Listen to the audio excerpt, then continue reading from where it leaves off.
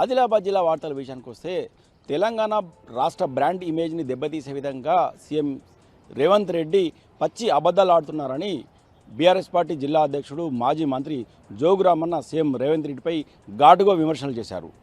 జిల్లా కేంద్రంలోని BRS party కార్యాలయంలో ఏర్పాటు చేసిన మీడియా సమావేశంలో మాజీ మంత్రి జోగురామన్న మాట్లాడుతూ ఇప్పటికే 6 గ్యారెంటీల పేరుతో తెలంగాణ రాష్ట్ర ప్రజలను మోసం చేస్తున్న సీఎం రేవంత్ రెడ్డి రాష్ట్రంలో మహిళలను సైతం మోసం చేసే ప్రయత్నం చేస్తున్నారని, మహిళా సంఘాలను కోటీశ్వరులు చేస్తామని చెప్పేసి మరో కొత్త నాటకానికి తెరలేపారని జోగురామన్న సీఎం రేవంత్ రెడ్డి ఘాటుగా విమర్శించారు. ఇప్పటికే సీఎం రేవంత్ రెడ్డిపై జిల్లా ఎస్పీని కలిసి కేసు నమోదు చేయాలని విజ్ఞప్తి చేస్తామని, అయినప్పుడు కూడా కేసు నమోదు చేయడం లేదని 6 గ్యారెంటీల పేరుతో తెలంగాణ ప్రజలను మోసం చేసిన సీఎం రేవంత్ రెడ్డిపై ప్రైవేట్ కంప్లైంట్ నమోదు చేస్తామని సందర్భంగా మాజీ మంత్రి జోగురామన్న పేర్కొన్నారు.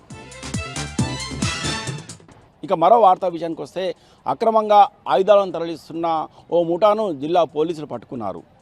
ఆంధ్రప్రదేశ్లో ఓ ప్రతీకార హత్య చేసేందుకు ఈ ముఠా వారణాసి నుండి ఆదిలాబాద్ గుండా ఆంధ్రప్రదేశ్కు అక్రమంగా ఆయుధాలు తరలిస్తున్నగా విశ్వసనీయ సమాచారం మేరకు జిల్లా సరిహద్దులో ఈ ఆయుధాల ముఠాను పట్టుకున్నట్టు జిల్లా ఎస్పీ గౌస్ ఆలం వెల్లడించారు. ఇప్పటికే 4 వ్యక్తులను అదుపులోకి తీసుకున్నామని 4 పిస్తోళ్లతో పాటు 8 మ్యాగజైన్స్, అలాగే 18 లైవ్ రౌండ్స్, 5 సెల్ ఫోన్లు, ఒక కారును స్వాధీనం చేసుకున్నట్టు జిల్లా ఎస్పీ గౌస్ ఆలం తెలిపారు. ఈ కేసులో మాజీ జనశక్తి మావోయిస్టు కీలక పాత్ర పోషించారని జిల్లా ఎస్పీ వెల్లడించారు.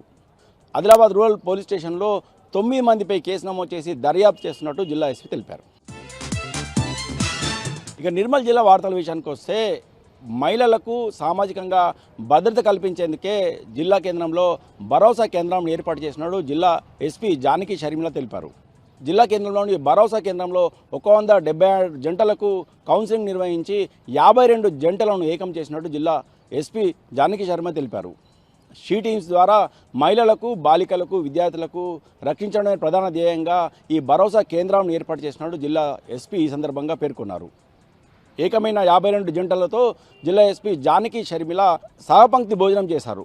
ఈ సందర్భంగా జిల్లా ఎస్పీ జానకి షర్మిల మాట్లాడుతూ మహిళల పరిరక్షణకే ఈ భరోసా కేంద్రం ఏర్పాటు చేశామని, ఎవరికైనా సమస్యలు ఎదురైతే మహిళలు, అలాగే బాలికలు, విద్యార్థులు నేరుగా వచ్చి ఈ భరోసా కేంద్రంలో ఫిర్యాదు చేయాలని పేర్కొన్నారు.